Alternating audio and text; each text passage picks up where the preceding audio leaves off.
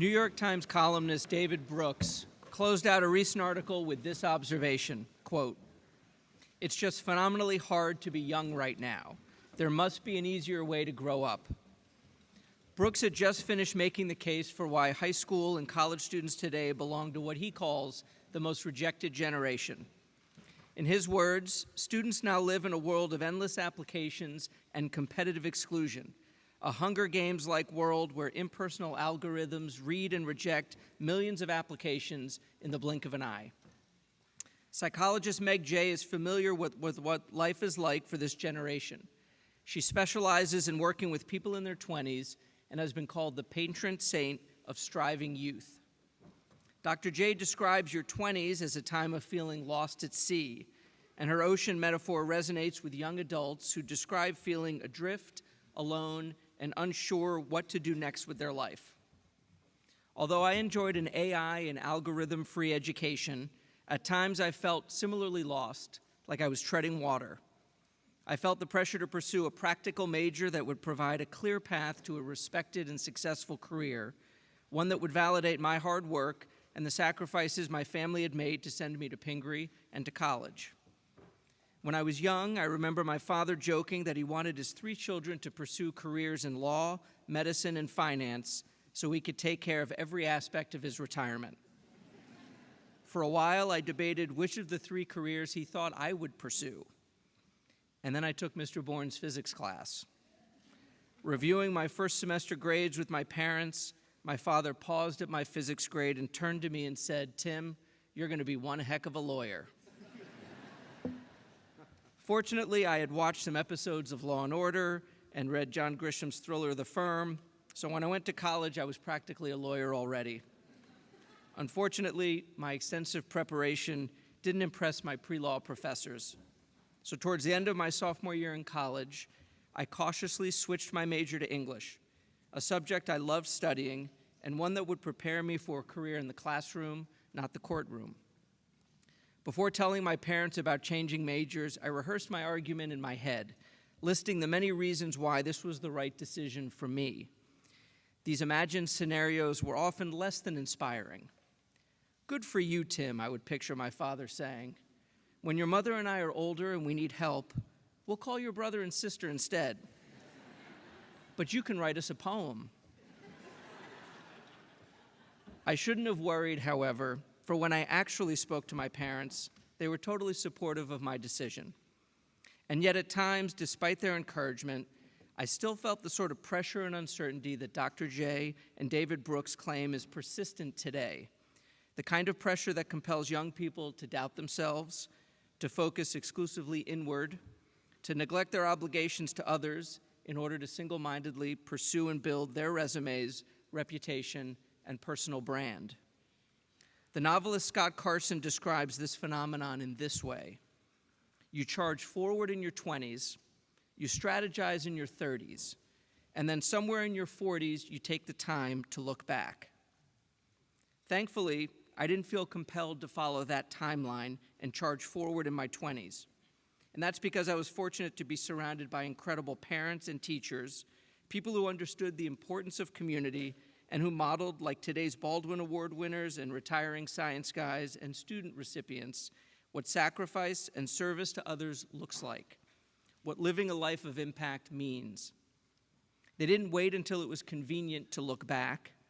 They didn't charge forward, elbows out, on their way to early and individual success. They understood a key fact, that one of the ways to feel less adrift and alone, to resist letting the fear of rejection define and overwhelm you, is to focus on others. And to focus on others now, when the pressure to make your mark, to distinguish yourself and separate yourself from others, feels greatest. They were living Pingry's Honor Code, a set of values that has been guiding Pingry students, faculty, and staff since 1926.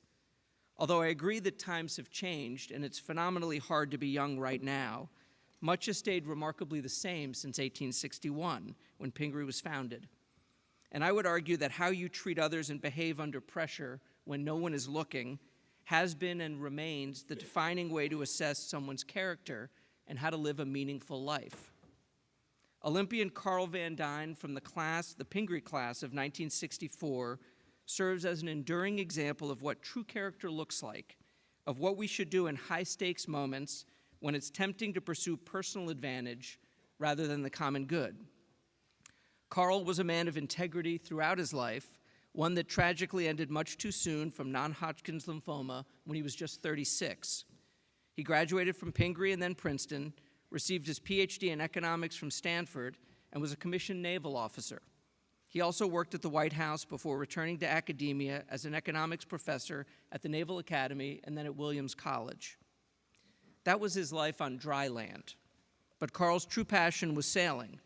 He was known around the world as an excellent sailor and traveled to more than 20 different countries to represent the United States in various competitions. He won a national championship at Princeton and eventually coached at both Annapolis and Williams. Carl was the best sailor in America in 1968. He was only 22 years old, had just won the U.S. Olympic trials, and was among those favored to win a gold medal at the Summer Olympics in Mexico City. During his first Olympic race, Carl had such a large lead that he was essentially alone on the water. There were no other boats in sight. But as he was making a turn around one of the course markers, a wave hit the marker and caused the flag on the marker to touch the edge of his sail. That inconsequential contact during the turn was a violation of sailing rules, and the penalty was unforgiving: automatic disqualification. There were no other competitors in sight. The only witness was the race official stationed at the turn, and even he insisted that Carl hadn't touched the buoy. Carl could have kept racing. No one else would have known what would have happened, but Carl knew what had happened. According to the rules, he knew that his Olympic race was over, so he sailed back in and voluntarily withdrew from the race, a decision that likely cost him an Olympic gold medal. While Carl never won an Olympic medal, his integrity and sportsmanship on that day in 1968 earned him the respect and admiration of the worldwide sailing community. The U.S. Olympic Committee and the Naval Academy are among the organizations that now have sailing trophies named in his honor. The America's Cup Hall of Fame has an exhibit dedicated to his sportsmanship, and the Carl Van Dyne Prize in Economics is now awarded each year to a student at Williams. As a result of his actions at the Olympics, the rules of sailing were also changed. Accidentally touching a course marker now results in a penalty rather than a disqualification. That change in the rules has since come to be known as the Van Dyne Rule. Carl was inducted into the Pingry Athletics Hall of Fame in 2014, and the opening line of his citation appropriately reads as follows: "The epitome of honorable behavior, Carl Van Dyne answered the question, 'What do you do when no one is looking?' The character, integrity, and honor that he showed during the Olympics were the same qualities he had as a Pingry student. How do we know?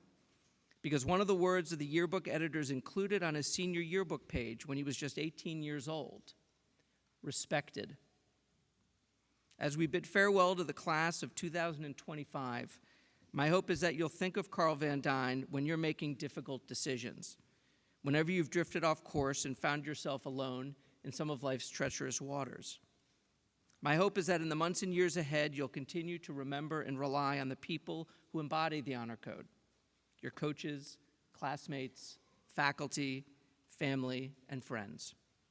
That you'll focus more on who you're becoming, people of character, humility, and integrity, and less on what you're becoming, on the jobs you complete and the titles you earn.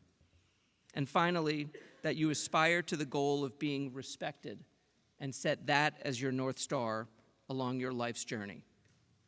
Congratulations to the graduates and families of the Pingry class of 2025. We wish you nothing but fair winds and following seas.